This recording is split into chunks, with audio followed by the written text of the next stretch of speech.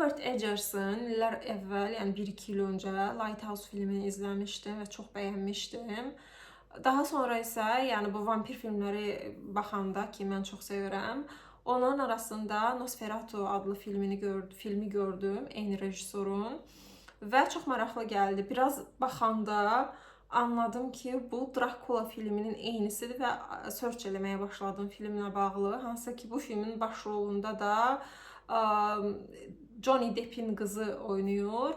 Deməli, bu film Bram Stoker'in Dracula filminin, daha doğrusu romanın əsasında romanının eynisidir. Əslində plagiatdır. Və buna görə də ailə bu filmin 1922-ci ildə səssiz filmini çəkibdi almanlar. Altında, yəni alt yazılar var alman dilində. Çox asanlıqla əldə edə bilərsiniz. YouTube-da belə çıxır film.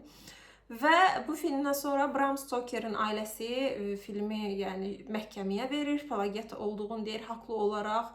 Daha sonra isə məhkəmədə, yəni təbii ki, udurlar, qalib gəlirlər və filmi bütün qadağan olunur, yəni bütün kopyaları toplanılır, amma qarşısını ala bilmirlər təbii ki.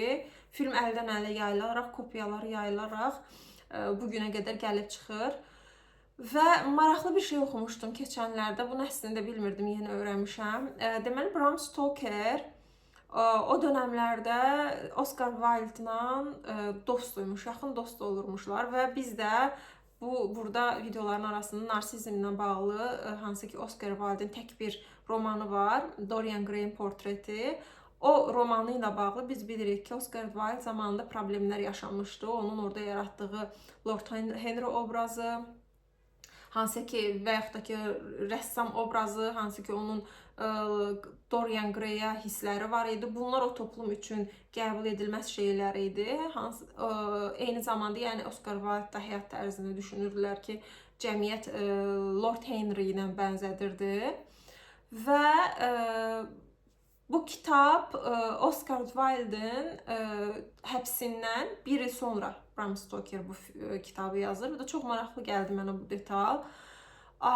Bundan əlavə, dediyim kimi, 22-ci ildə film çəkilir və bir də 24-cü ildə biz bu filmi görürük. Hansı ki, Dracula filminin, yenə deyirəm, 200-dən çox bəlkə də filmə uyarlanıbdır, çəkilibdir. İstər başrol olaraq, istər yan obraz olaraq filmlərdə görürük.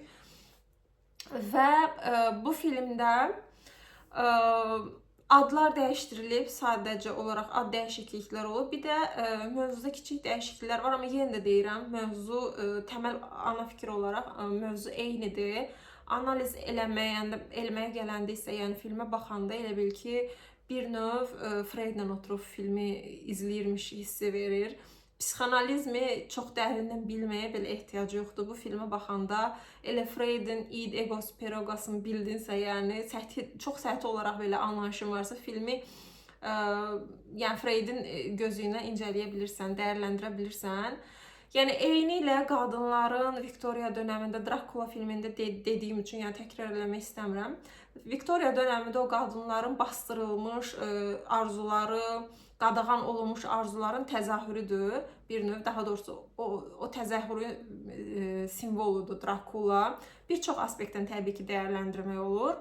Amma bu aspektdən baxanda, məsələn, feminist aspektdən baxanda və yaxud da ki, psixanalitik aspektdən baxanda bu cür dəyərləndirilir əsasən. Hansı ki, məsələn, Şərq ilə Qərbin Transilvaniyadan gəlirdi. Vampir, Şərq ilə Qərbin, daha doğrusu Qərblilərin o Şərqi Avropada olan qorxusu, bir Şərqdən insan gələcək, bizim mədəniyyətimizi yox eləyəcək, bizim qadınlarımızı başdan çıxacaq və yaxud da ki, qanımızı içəcək. Məsələn, bu filmdə də biz vəba xəstəliyi görürük. Nosferatu əslində vəba xəstəliyi ilə, belə deyim, bərabər dəyərləndirilir. Məsələn, orada deyirlər ki, vəba xəstəliyi yayılır və filmin sonunda, əlbəttə ki, yəni bu videoların hamısında spoilerlər var deyə rahat danışıram. Qadın özünü qurban verir Nosferatuya və vəbaya qalib gəlir. Qurban mövzusu eyni ilə insanların belə deyim, ölüm qorxusu, necə ki Dracula'da biz deyirdik, Dracula insanların o xəstəlik, acizlik, çarəsizlik, xəstəliklər yayılır, qan həyatdır deyir, məsəl üçün qana bu qədər önəm verməsi nəyə görə önəm verir? Çünki bir çox xəstəliklərin qanla keçdiyini insanlar düşünürdülər və yaxud da ki, yəni qan aristokrat ailələr üçün də çox önəmli idi. Yəni o qandansansa, o nəsildənsənsə, sən aristokratsan. Bu tərəfdən də dəyərləndirilirdi.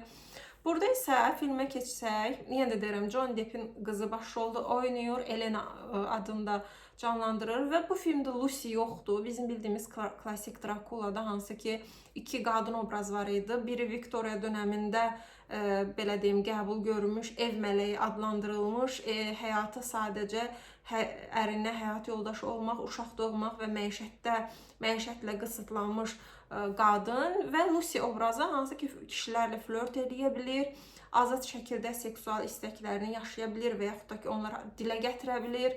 Amma bu filmdə Lucy obrazı yoxdur.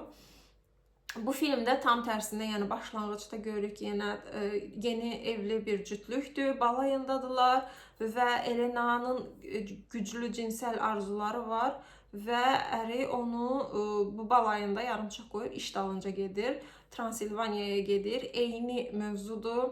Ora gedəndən sonra anlayır ki, bu bir vampirdir. Ad bu arada Drakula adı dəyişdirilib, Graf Orlok olaraq dəyişdirilib və Orlok orada bu adamın arvadına belə deyim aşiq olur. Digər obrazlar, professor da var idi. Amma Lucy obrazı məsəl üçün, çünki düşünürəm ki, Lucy obrazı çox önəmli obrazı idi. Bu filmdə yox idi. Burada isə Elena'nı biz izləyirik. Elena üzərindən gedir. Çünki Orlok, Graf Orlok, yəni vampir Elena'ya çox qəribə, mistik bir bağı var. Ona aşiqdir. Tam olaraq sevgi də deyil, amma belə mistik bir bağ var aralarında. Yenə də deyirəm, sanki Freydlə birlikdə izləyirmişsən kimi olur bu filmi və çox asanlıqla, yəni modern insan, biz modern izləyici olaraq baxanda çox asandır dəyərləndirilməsi. Oradakı Elena obrazının cinsi istəkləri var. Victoria dönəmindəki qadınların o bastırılmış arzularını tərənnüm edir və o yenə deyirəm, tətmin olmur. Çünki həyat yoldaşının balayında yalnız qoyub iş dalınca gedir. Bu aralarında daha sonradan problem də çevirir. Onların davaları da olur bu barədə. Və vampir obrazına baxanda, vampir obrazı həm çox belə bədheybət, qorxunc bir obrazdır, həm də qorxunc olduğu qədər də arzu olunan olur. Burada pəncərə, 2 dənə bu filmdə maraqlı detal var idi. Birincisi, digər filmlərdə yox idi. Bir gənc və bakirə qızın ağ atın belində qəbirstanlıqda olduğu səhnə var idi, hansı ki, o çox önəmlidir. O zamanlar vampirlər bilirik ki, qəbirlərdə xortlayacağını və s. düşünürdülər və vampir qəbirstanlıqlarında Drakula'da danışdığım kimi onların oyanmaq üçün güzgü qoyurdular qəbirlərinə və yaxud da ki, baş hissəsində belə kəsici alətlər qoyurdular ki, xortlasalar başları kəsilsin, yenidən ölsünlər və yaxud da ki, qəbirlər açıb olan ürəklərin belə deyim, qılınclayırdılar. Burada bir də bu qəbirstanlıqların hansının vampirə aid olmasını belə bir növ test eləyirmişlər. Ağ at belində bakirə gənc qız, çılpaq bir gənc qız qəbirstanlıqda yeriyir və at hansı qəbirstanlığa yanaşa bilmirsə, deməli o vampirdir. Bir növ hansı ki mina tapır, minalı zona tapırmışsan kimi test belə deyim. Və insanlar müəyyən eləyirmişlər ki, bu qəbirdə vampir var. O səhnəsində təsviri odur. Və digərləri əslində ayna, yəni demişdik Drakula'dakı vampir aynada görünmür, güzgüdə görünmür. Bunun səbəbi o dönəmdə insanlar düşünürdülər ki, güzgü onların ruhunu əks etdirir. Amma vampirlərin əlbəttə ki, insan olmadıqları üçün, ruhları olmadıqları üçün onları güzgüdə görmək olmur. O dönəmdə də güzgü belə bir vampirləri müəyyən eləmək üçün bir vasitə idi. Və digərləri, yəni dəvət olunmadan, bu arada dəvət olunmadan gəlmirlər, çox pəncərədən gəlirlər Drakula. Digər filmdə də BBC-nin çəkdiyi serialda da, o qısa 3 bölümlük serialda da demişdik bunu. Hansı ki, orada rahibələrlə bağlı güldüyüm bir səhnə var idi. Drakula orada dəvət edilməsini gözləyir, çünki dəvət edilmədiyi yerə getmir. Bunun da əslində altında yatan səbəb, Drakula biz bilirik ki, qadınlarda ehtiras hissini canlandıran, o bastırılmış hisslər artıq vampir vasitəsilə, yəni dirilir, ehtiraslanır qadınlar. Bir növ lənətlənmiş olursan.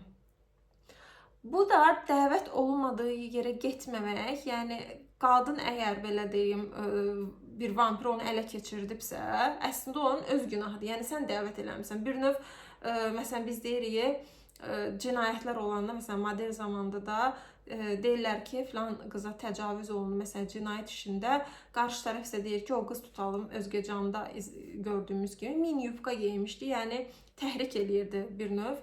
Yəni bu tip, yəni burada da vampir dəvət edilmişdi. Yəni o qadının günahıdır. O qadın əgər lənətlənibsə, vampir onu ələ keçirilibsə, onun günahıdır. Bunun belə deyim analizidir. Və filmdə yuxuların yansımasını görürük. Daha sonra yəni çox asanlıqla anlayırıq ki, bu qadında öncədən bastırılmış belə deyim, hisslərdir, təzahür eləyibdir. Kişilərin qorxusudur ki, şərqdən biri gələcək, yad bir adam gələcək və bizim qadınlarımızı yoldan çıxardacaq. Burada finalda isə deməli Elena özünü bir növ qurban verir. 3 gün ona vaxt verir Nosferatu.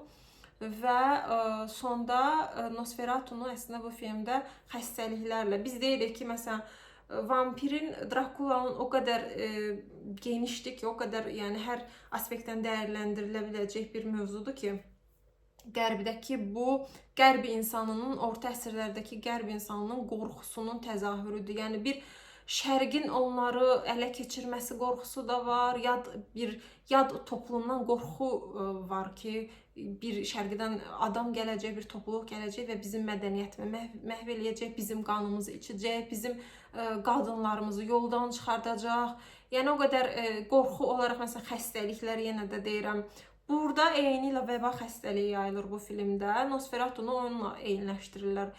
Adamlar ölür və Nosferatu bərabərdir belə deyim, vəba xəstəliyi, hansı ki Elena özünü qurban verərək, Nosferatu'ya təslim olaraq, onunla cinsi əlaqəyə girərək ölür, özünü qurban verir və vəba xəstəliyi də beləcə yox olur. Çünki eyni zamanda Nosferatu da Elena ilə bərabər gün işığı çıxır və gün işığı onu öldürür.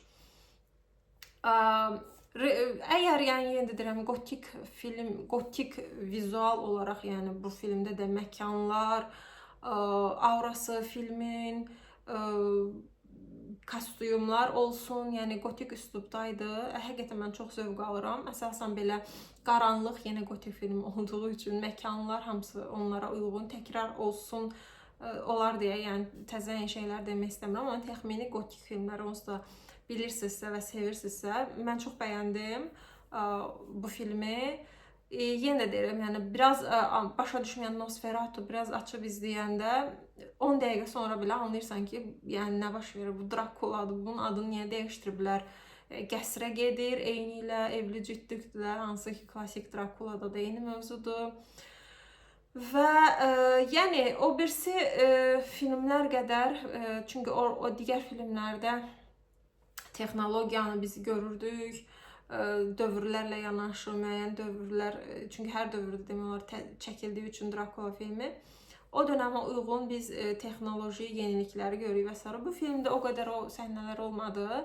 Daha çox qadınların, belə deyərdim, Elena üzərindən, Viktoriya dönəmindəki qadınların bastırılmış arzuları, onların o arzularının təzahürü formasında Qraf Orlok belə deyim canlanmışdı və yenə də deyirəm, yəni mən həqiqətən çox bəyəndim, vizual olaraq da zövq aldım, rejissorun işindən də hansısa baxanda sadəcə digər filmlərin əslində baxmamışam, amma Lighthouse deyə xatırladım, çünki o filmi dəhşət çox bəyənmişdim. Yəni bu filmə də baxanda hardasa xatırladı, rejissorun işini tanımaq mümkündür. Yəni belə vampir filmləri, gotik film sevənlər varsa, bu filmi məncə izləyə bilərlər.